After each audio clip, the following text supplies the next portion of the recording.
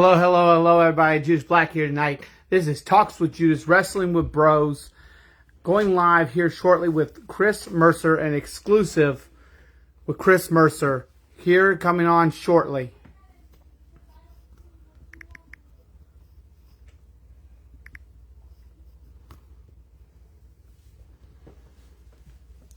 Just waiting for Chris to come on here, guys. We'll be starting here shortly. This is Wrestling with Bros, Judas Black, an exclusive with the one, the only Chris Mercer.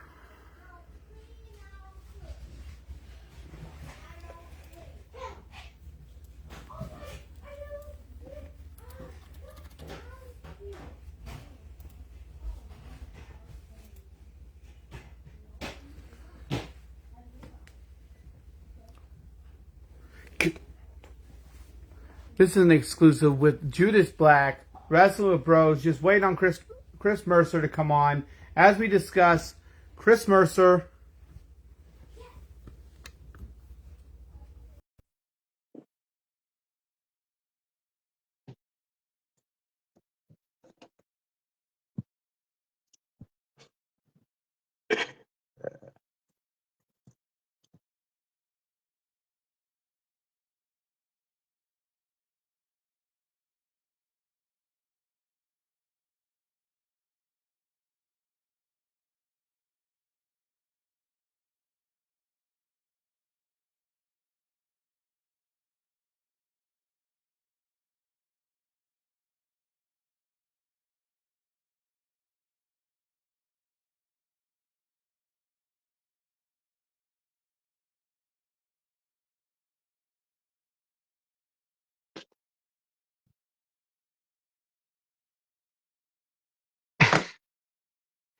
Still can't see your face. That is. I don't know. Oh, seems like we want to stop. There you go. Now you're popping up. You're popping up on my computer. You're popping up on my computer, but you're showing up on my phone. Oh. There you go. Now you're popping up on my computer. You're popping up on my computer, but you're. Can you hear me? I can hear you. Okay, one second. I'm going to turn down these speakers so I can still see your face. People can see your face, though. Can you hear me? One second. Okay, one second. I'm going to turn down these speakers so I can still see your face.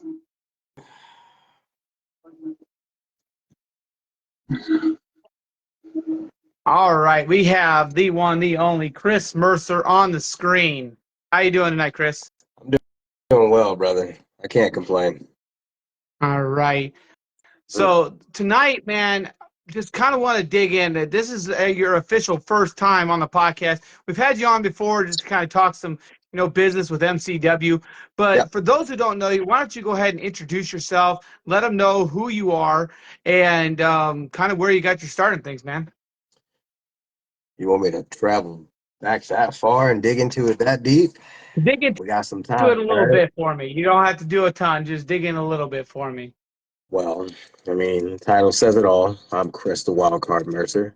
I've been doing this for just a tad bit over a decade. I've been hanging out, gaining all the experience I possibly can, learning along the way. Definitely picked up a lot of different things. Further training in 2019. Found my way over to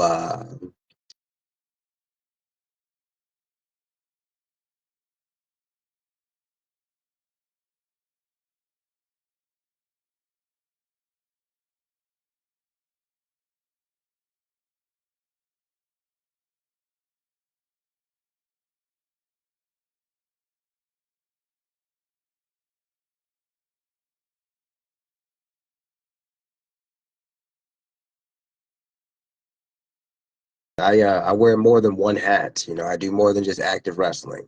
I also get to do a lot of behind the scenes stuff. I get to interact with a lot of different talents, kind of figure out how they work and operate. I get to help produce the shows. It's quite a rewarding experience. With this recent injury here, I've had a lot of downtime to really kind of study the craft, study the art of wrestling, see it from a different perspective, and then try to, as any active indie wrestler or any wrestler should, is, leave, be able to give something back to the sport, and I've learned a lot, and that's my aim, is to also give some things back, before my time is up here.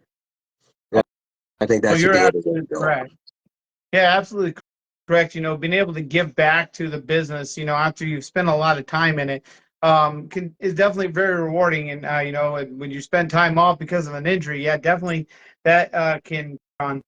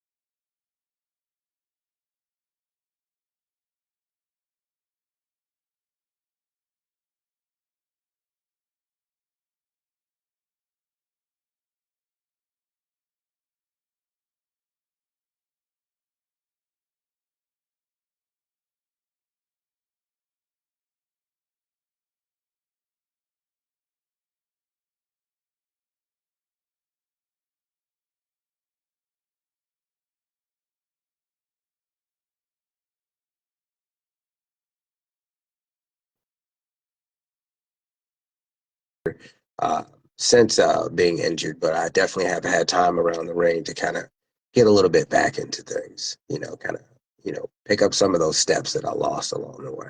Oh, absolutely. And I mean, you did lose quite some time. 17 months, if I remember you said correctly. That's quite some time to be out for an injury. Um, how do you prepare yourself mentally to get back in the ring after such a long period of time off? I'm just like any other person. I do have fears, and I have doubts, and things like that.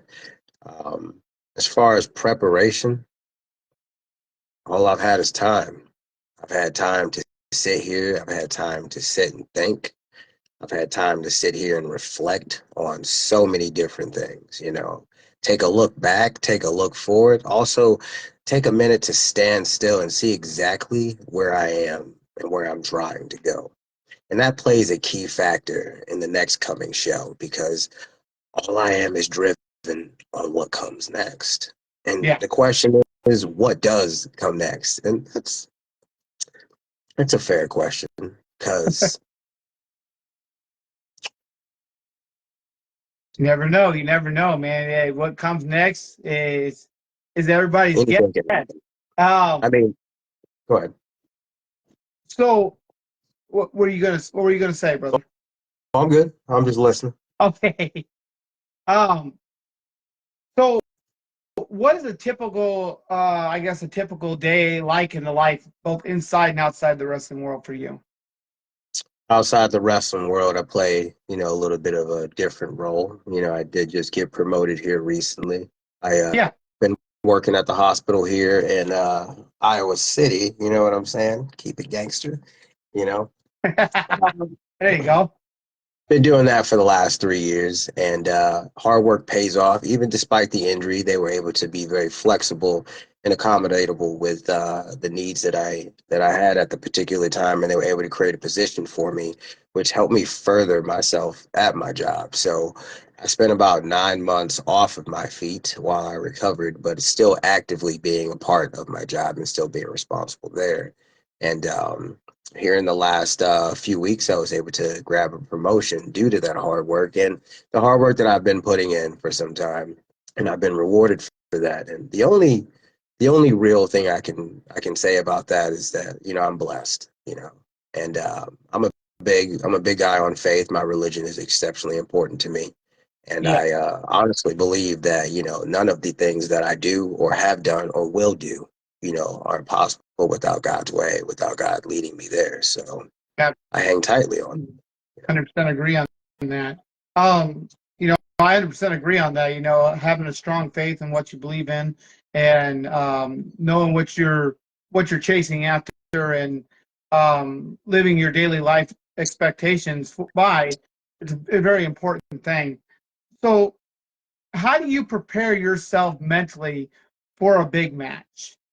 Oh, like this match with Austin. Yes, yes. Is that what you're referring to? We're going to be digging into that shortly. But yes, something just like this match coming up April 25th. Oh, well, how I'm preparing myself for Austin is very, very simple. As I said, I've had a lot of time to myself, and sometimes you need to be you need to be alone for a while, to just Mhm. kind of like find yourself again. And I found myself in all the time that I've had off. And I've been doing some very, I would say, wild, rabid, questionable things, showing up and, interfering in things and, crashing people's birthdays and things like that. But hey, it's all for a reason. There's a deeper meaning to it that you might not be able to see on the surface. And one thing that Austin might not be able to understand either, because he made this comment to me about the injury, about how it not being personal. It's not personal, brother. It really isn't. I love you, man. I love you so much, bro. Yeah. From coming up and training together, you know, being a part of MCW, it's all a brotherhood. There's no hate there. There's no hate. Maybe a little bit of animosity, you know, maybe a little bit of that, maybe a little bit of me being slightly bitter. Yeah. But like I said, it's all love. It really is. And the thing that I don't think that I've ever really said to Austin is I forgive you. I do. Because there were times where he thought that perhaps he played a significant role in this and could see how much time all of this cost me. But Mhm. I didn't take it personal. I forgive you. And the reason why I forgive you is because the hour is close at hand, and that's the 25th. So we must forgive graciously. So I forgive you. But So you forgive Austin, but yet the beat downs and the dominance, the statements, they just keep coming. But like you said, the hour is very close. I did. April 25th. So you, Chris Mercer, specifically, what do you believe sets you apart from other wrestlers? I'm no different than anyone else. Just trying to make it. Just trying to prove that I'm worth watching. Just trying to prove that I'm worth spending that money on that ticket to come watch me wrestle, that I'm worth following on social media, that I'm worth showing up for. I'm doing everything that everyone else is doing. Everybody's driven for hunger. Everyone's driven for success. Why can't I be? Why can't I have the same passion? Why should an injury separate me from the rest of the pack? Hell, who's to say I wasn't a part of that pack before the injury? Who's to say that I didn't have momentum going in? I gotta work for what it is that I lost, and I don't want to lose myself in what it is that I lost. So the statements I'm making now is just making people aware that Chris Mercer never faded into the background. Chris Mercer never faded into obscurity. I've always been there, patiently waiting, and now I'm Okay. here, and I plan to do exactly what it is that I said I'm going to do. I'm going to take back what's mine. Momentum lost. So how do you manage, like, how does someone like yourself, Chris Mercer, manage to perform in front of large crowds? Like, what would be a piece of advice you would give to somebody that's just starting out and has to perform in front of a live crowd? Just be authentic, man. You know, just be yourself. The audience at times thinks that they're smart, and some people are. But at the same time, they can tell when you're not passionate about something. So just be your real self. Bring the passion, bring the fire, bring the real you. You might have to clean it up here and there, but authenticity is always an original deal. I suggest that one carries themselves with that particular characteristic. Okay. If that makes All any right. sense. No, that absolutely makes 100%, sense to me.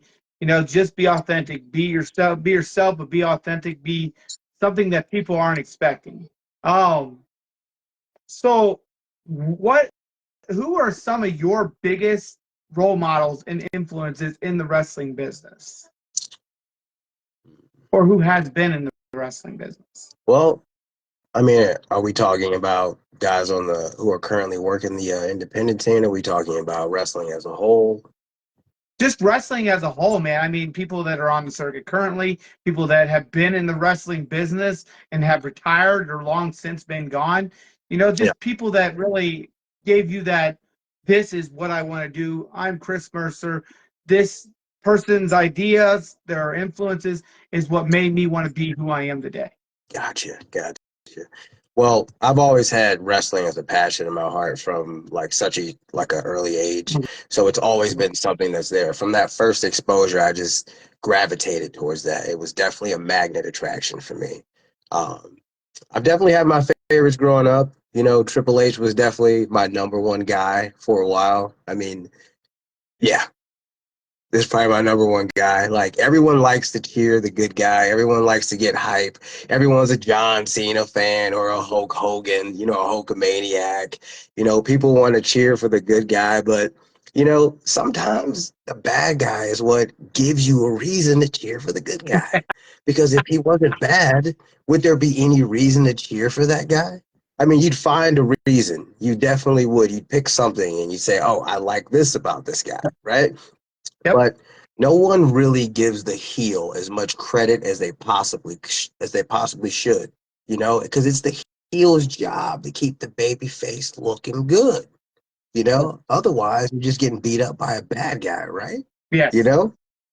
Yep. I've always adored the heels over time.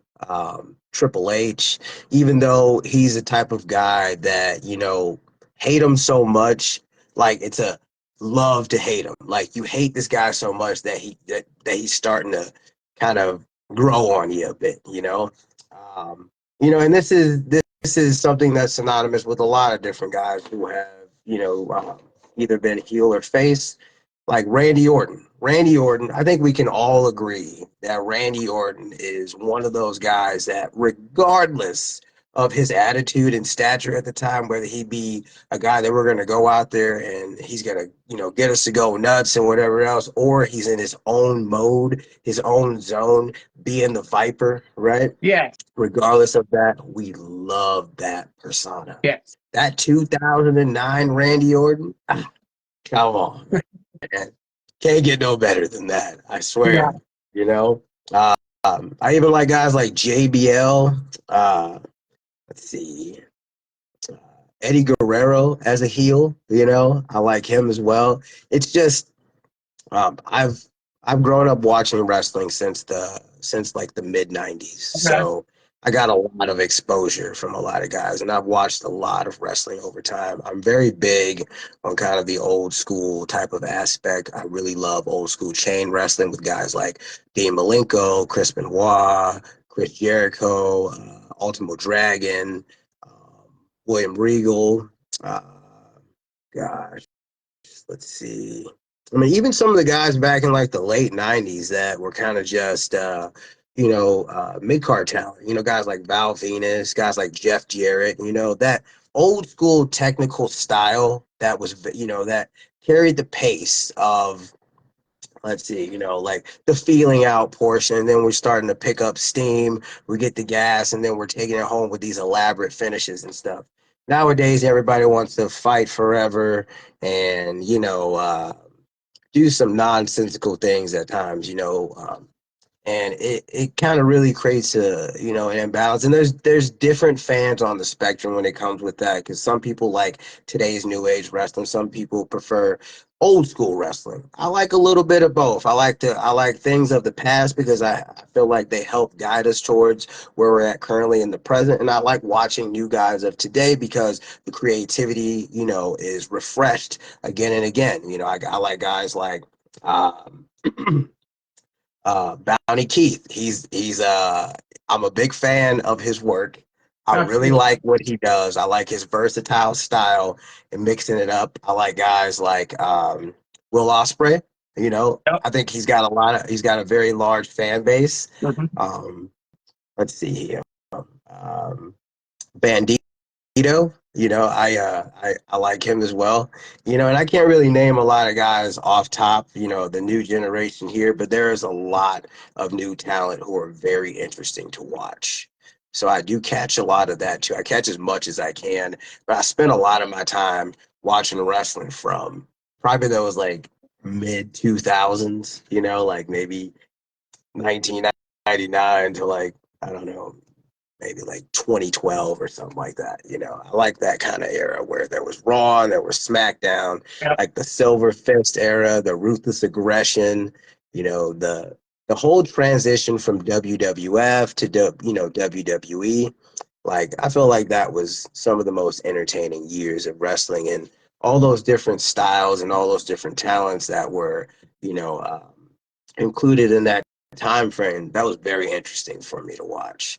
And there were a lot of times, and I know that Monday Night Raw is WWE's like a show, but I tell you what though, man, back in those 2010s, you know, maybe 2008 for sure, Yep. you know, you couldn't convince me that Monday Night Raw could top SmackDown. I mean, the roster that they had Undertaker on SmackDown, bro, and Yeah. he was doing it, you know. So Yeah.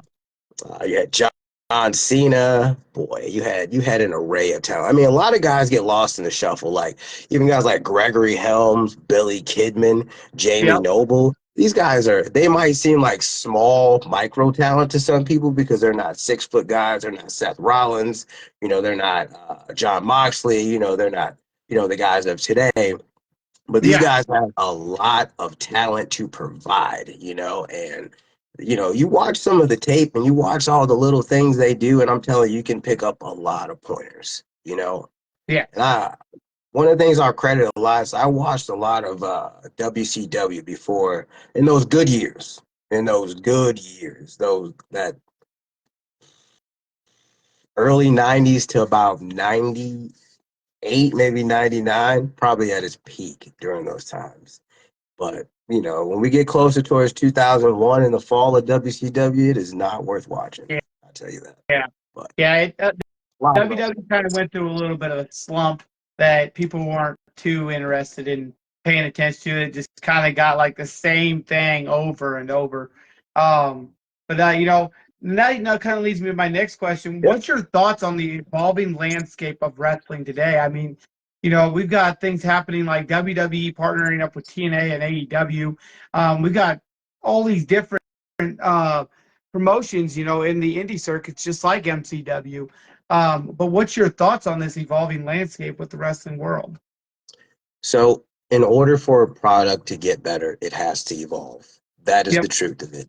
Um, and I think that WWE has been exceptionally smart over its entire time of creating opportunities for growth because that's important as well. Um, Today's landscape of wrestling is not the same as it was like 10, 20 years ago because today's wrestlers are workhorses. You have a lot of really like athletic people out there, Yeah. and you got a lot of matches that require a lot of that athletic ability. And no offense to guys of the past, but you got to have a different gas tank nowadays to keep up with some of these guys. And that's good, you know, and it brings out a challenge for people. It's not a race. It really isn't. But it's definitely a test of physical awareness when it comes to it. Yes. Um, you know, and it's not to say that today's landscape is any surprise because if you've been paying attention to wrestling over the years, you can gradually see the dramatic increase of today's product. You know, when I reference, excuse me, guys being workhorses, Yeah. and then you got guys like Sheamus back in those 2010s, you know, coming up. Um, let's see, you had guys like you had Roman Reigns in there. You've had Randy Orton for a very long time, you know. Um, but you can just kind of see you get more physical matches nowadays. You get more storytelling, you know, with certain stuff. Not everybody's good at telling stories, but everybody wants to put on a good performance. Um, you know, as far as the changing landscape for WWE, I think it's good. I think they're opening up, options for so many different things. There's some things that we don't particularly agree with. I haven't always been fond of celebrities in wrestling. Same. I'm being honest, I care Yeah. nothing about Ronda Rousey's entire run. I'm sorry, but just not a fan. Great athlete to a certain degree, but maybe personally, the attitude and things like that, just not my cup of tea. Hmm.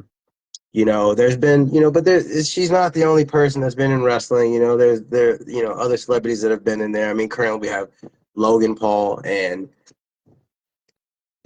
I don't really like Logan Paul, but Logan Paul is a hell of an athlete, and there's no Yes. denying it. Like, and every match that I've watched with Logan Paul has been exceptionally entertaining. And because of the fact that he can deliver on that entertainment there, that is a good reason to watch him. You might not vibe with how he is on the mic, you might not vibe with things that he does outside the ring, but one thing I can guarantee you is that every single time that you watch him when he's Yeah. wrestling, he's entertaining. He's You're an absolutely athlete. correct. So, Absolutely correct. So, go ahead. what would you say is a memorable moment from your wrestling journey that really stands out for you? Hmm. I've done a lot of things. You know, I will give some credit on a few different notes here. Let's see. So I'm gonna talk about Jimmy Smooth here for a second. Awesome. Just dive in a little bit on that with him. Um, Yeah. I've known Jimmy for quite a while. Um, I've known Jimmy during his early referee days Okay. when he went at Seymour Butts, trying to be a funny guy. But so I met Jimmy in 2013, quite a while ago. But I would find him again. I would run into him again probably about 8 years later. Um, yeah. So um, gave me an opportunity to wrestle for him under a different company that he managed at the Okay. time. And, you know, um, I had not worked for some time. I'm a family man. I have children. I Yeah. also have a life outside of wrestling too. So there was a particular point in time where wrestling was at a reduced schedule for me, and I wanted to get back into it full time. I was working out a lot, eating very well. I felt like a dormant athlete, and I wanted an opportunity, but I wasn't sure how to do so because wrestling then wasn't the same as it is now. The opportunities and the way to go about it, there was no AEW. You had to show up. You had to find somewhere to fit in. You had to work hard. You had to be a green guy for a long time. You had to really learn the ropes and kind of really be selfless with it. Because the thing is that you're there to learn and gain opportunity. Yeah. Um, but uh, Jimmy gave me an opportunity when he reached out to me and asked me to be a part of a company that he had formed, and I thought it was a great opportunity, and I was very excited about the opportunity that he provided me. Yeah. And with that, um, I gave back quite a bit. I stepped into my character heavy. I was very uncertain in the beginning, when I donned myself as the wild card. I was trying to figure out how to stand out without being just some kind of character, just being cartoonish, I wanted Hmm. to bring a real element and I wanted to bring the wild aspect to life. Jimmy gave me that opportunity in 2021 and I ran with that. And Jimmy was actually responsible for handing me my first solo championship. Um, and it was it was quite a ride.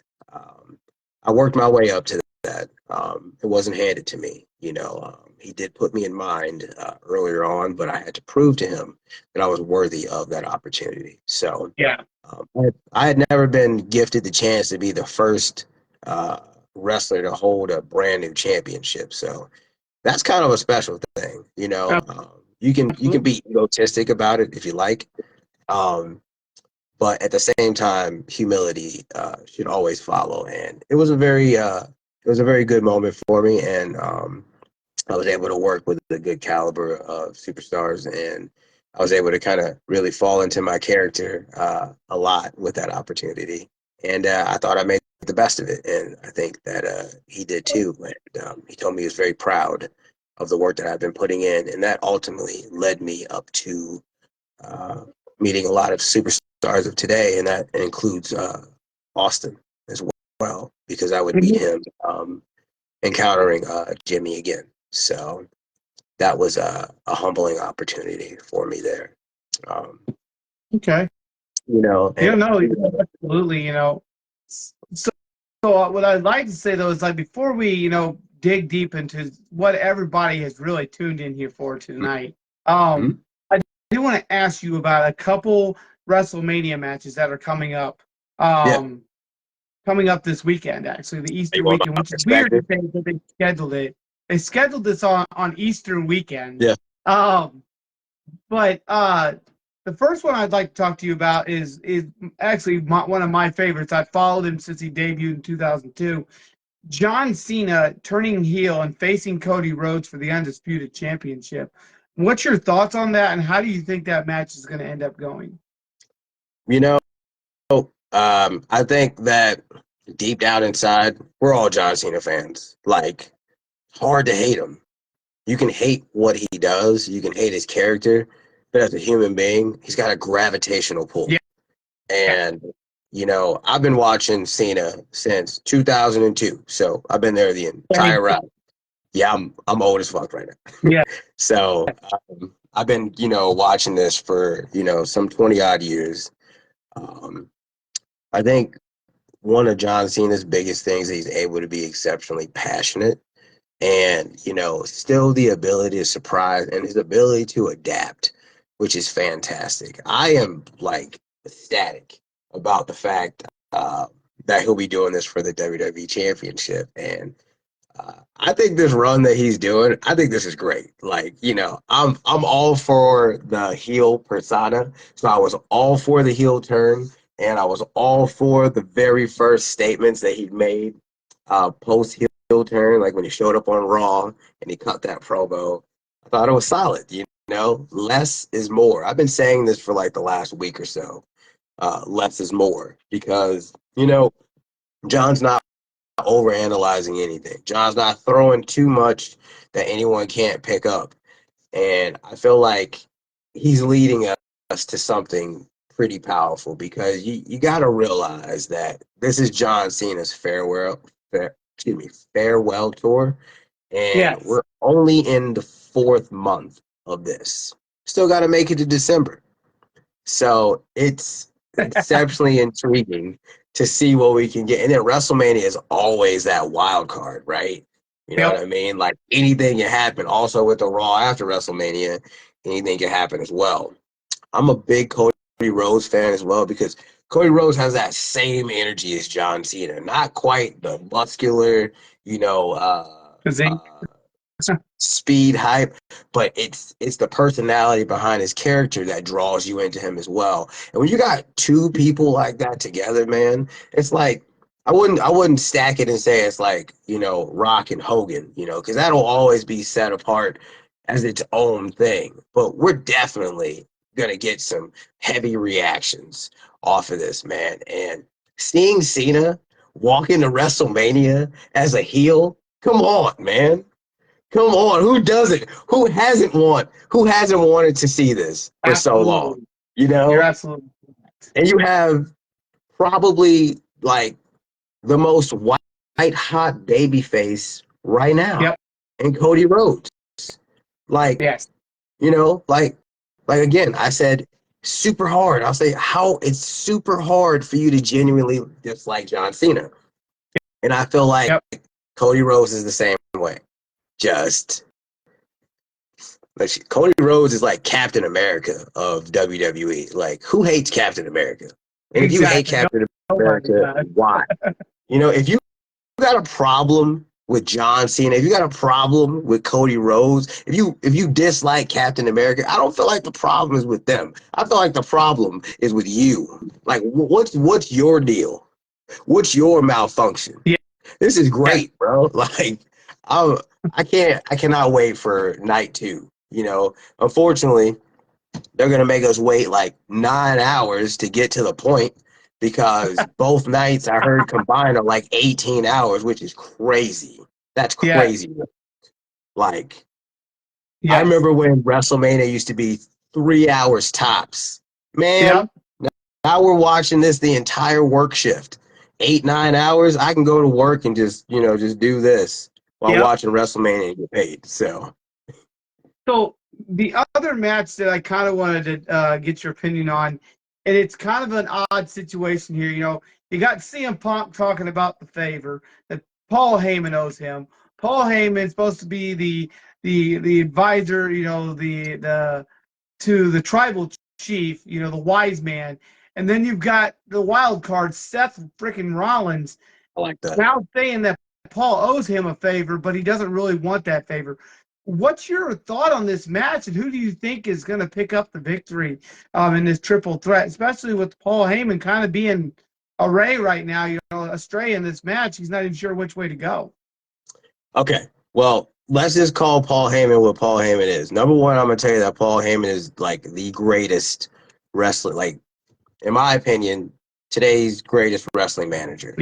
Having managed so many people, having managed Big Show, Brock Lesnar, CM Punk, Roman Reigns, a plethora, just like, Paul Heyman is basically the cigarette that is getting passed around in this group of 3 men, okay? And everyone's getting a hit off of it, all right? Seth Rollins wants a hit of the cigarette, but he's not going to come right out and say it.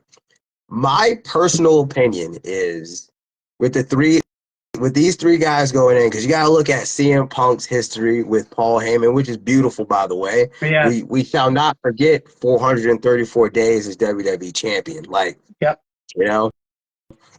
and then we got the whole 4-year collab with Roman Reigns, bro. 1,361 days. Bro, that is cinema, okay? Yes. Now, this is my personal opinion. I feel like there could be a little bit of a swerve coming, right? Because if you think about it, all the guys that Paul Heyman has managed have been heels, right? And Roman Reigns is white hot, right? Yeah. CM Punk, same deal, right? Yep. Big baby faces, both of them. Yeah.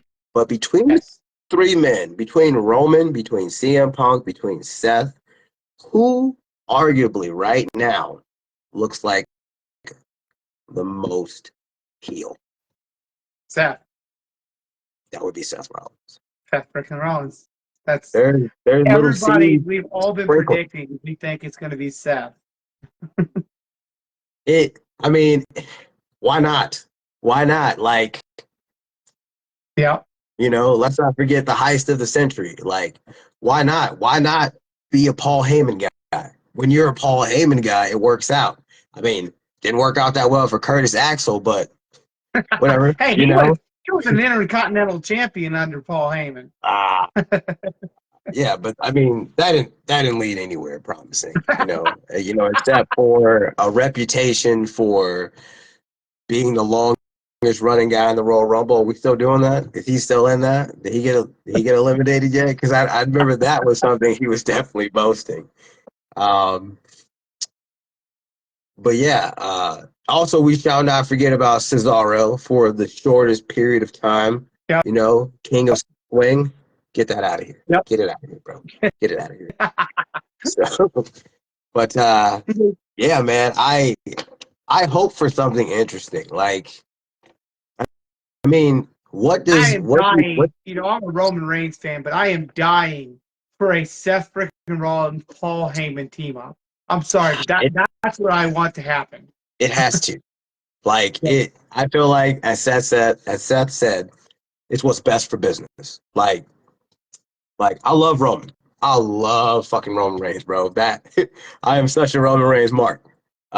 Also really like CM Punk, because I've been watching CM Punk for a while. I was there for, the relationship with CM Punk and Paul Heyman back in the day. So like I'm fresh to Yep. that. You know, uh, it's just we need something brand new. Like if you think about it, what does each individual guy have to gain by winning the match? Like Mm-hmm. I mean, Roman beats these guys.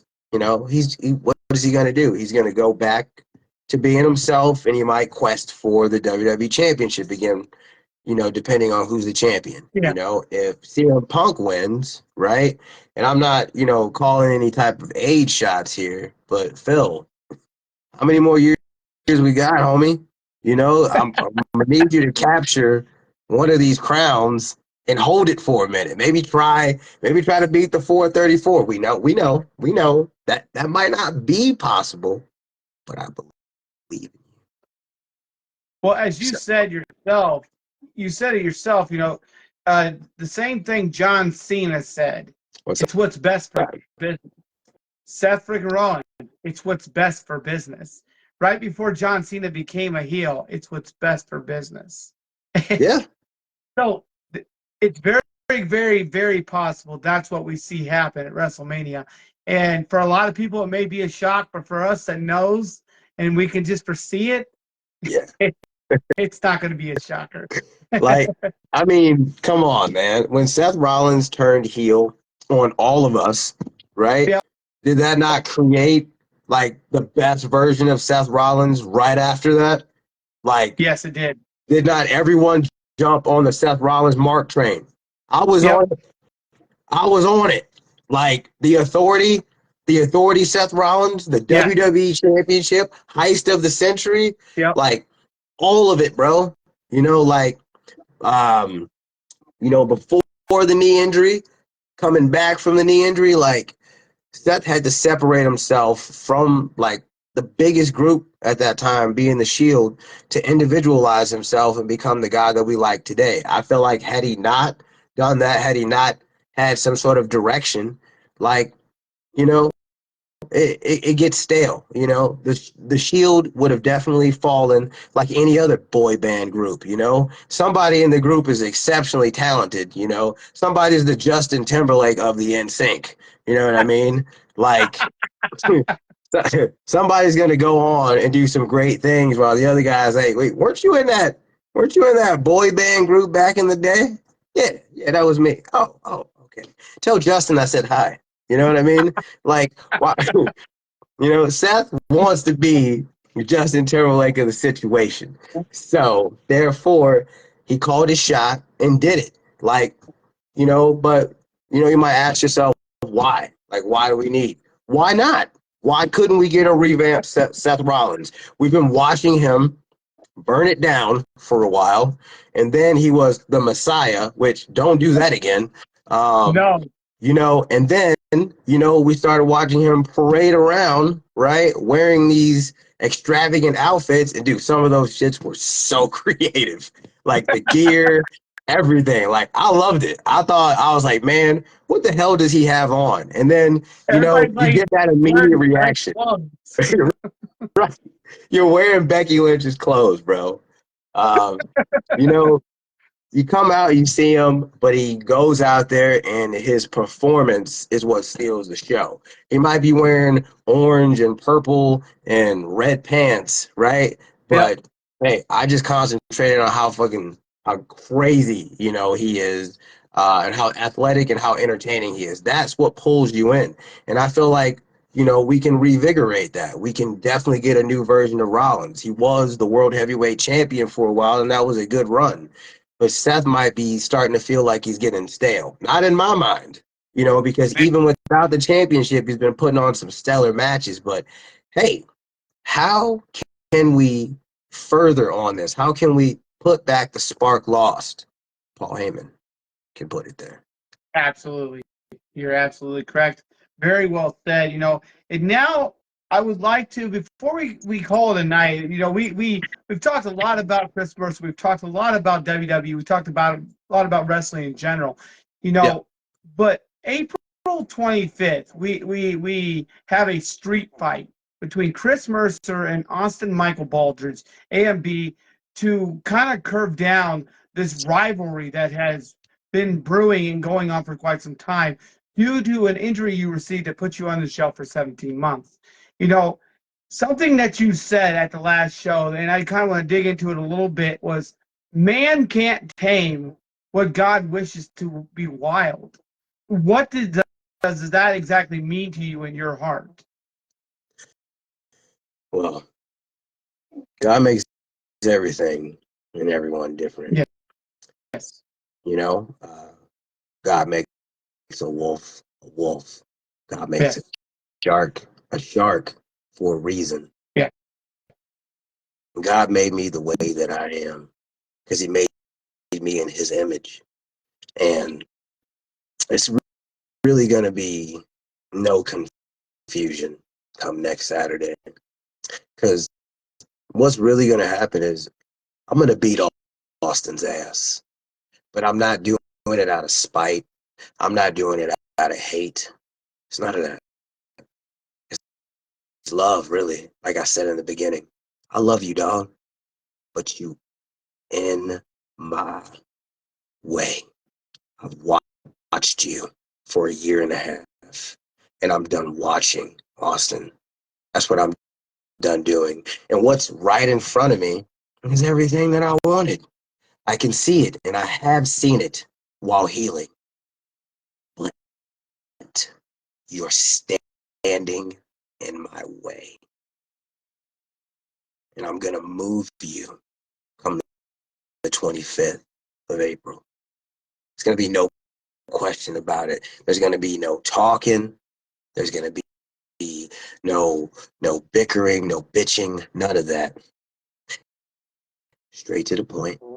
You and me. That's it. And at the end of it, when I get my hand raised in victory, I'm going to sit there and I'm going to take a look at what is now behind me. And I hope you don't take that bitter. And I hope you don't take that in any negative way. But I'm putting you behind me after the 25th. Simple as that. So we know Chris Mercer, your mindset is I'm doing this. I am beating Austin. I have this win in the bag. But if things happen to go the opposite direction, how does Chris Mercer put this behind him? Does he move on, or does he continue to try to push for another option to try to put this behind him in the way he wants to? Judas, you're not hearing me. You want me to repeat what I just said? Sure. You're not hearing me. You're not hearing what I'm saying, Judas. So let me get a little bit closer so you can hear me. Judas, I'm putting Austin in the rear view. I'm not coming to skydive Chicago. I'm not walking in to Ottawa, Illinois. I'm not arriving at MCW to lose, to be defeated, to go home with nothing. I'm coming to make a statement, and I'm going to walk out as I said that I am. If you think the result is going to be any different, you're betting on the wrong man. There's no points to prove with brotherhood or any of that. It's not personal at all, Austin. It ain't. I'm just on my way to something greater, and you're standing right in front of me. So. Okay, so as the wild card stated, guys, Austin is standing in his way, and he is on his way to greater things. Something I do want to ask you, Chris. There were three guys, if I remember correctly, that came out to Austin's aid at the last show, and you put them down just as quickly as they came out to help him and aid him in this situation where you were jumping him. Do you think guys could be a factor in this street fight coming up April 25th? Ask yourself this question. Were they a factor when I ran out there on Austin's birthday? Were they a factor then? Were they No. anything to me then? Austin was laid there. They came in. They took their shot, and what happened? I hit the reset button. That flying knee, boom. I'm not worried about anything. It's a street fight. Let somebody get involved if they want. They could be a part of the collateral damage that's going to happen on the 25th. I don't care. It really doesn't matter. Damian Saint could walk out there himself. Don't get in my way. Don't come in between what I'm going to do, and we won't have no problems whatsoever. Simple as that. So, to those men who remain nameless at this particular point, they were nothing at that particular point in time. Nothing I couldn't handle, nothing that I won't be able to handle, and nothing I can't do again. So, any other questions? Just wanted to let you know, guys, coming up April 25th, MCW Live at Skydive Chicago, guys. Chris Mercer versus A&B and a street fight and much, much more live action. You can tune into MCW's Facebook page, ticket sites, buy their tickets. You know, it's $20 for adults, $10 for kids, 6 and under is free. Guys, you do not want to miss out on this fight. Also, Wrestling with Bros will be at that show. We will be taking a chop sessions with this man, Chris, the wild card Mercer. You do not want to miss that because we will be streaming that live.